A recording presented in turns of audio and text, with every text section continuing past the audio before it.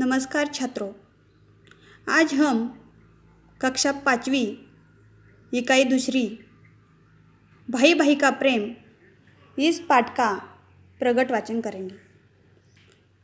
मनोहरपुर नामक एक सुंदर गांव था। गांव की मिट्टी बहुत उपजाऊ थी अतः गांव के अधिकांश लोग खेती किया करते थे। इसी मनोहरपुर में दो भाई रहते थे। दोनों किसान थे।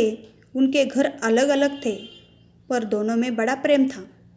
दोनों भाई हमेशा एक दूसरे की भलाई की बात सोचा करते थे।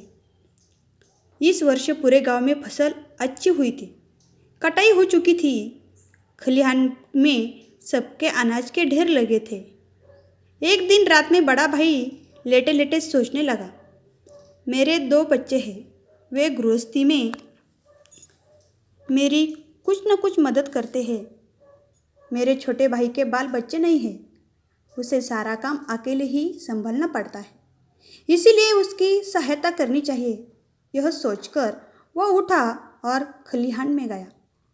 खलिहान में अनाज के ढेर से उसने 10 गठरी अनाज बांधा। उनमें से एक गठरी सिर पर रखकर छोटे भाई के ढेर की ओर बढ़ा।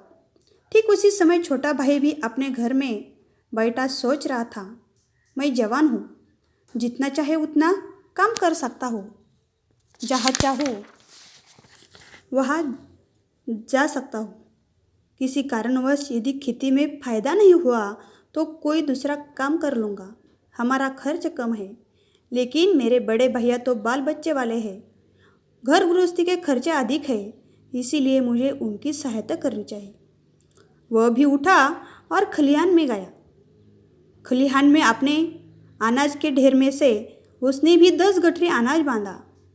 उनमें से एक गठरी सिर पर उठाकर बड़े भाई के ढेर की ओर बढ़ा। आधी रात थी, हाथों को हाथ भी दिखाई न देता था। इस वातावरण में दोनों भाई धीरे धीरे एक दूसरे के अनाज के ढेर की ओर बढ़ रहे थे। अचानक वे एक दूसरे से टकरा गए। दोनों चौंक कर एक साथ बोले, कौन है?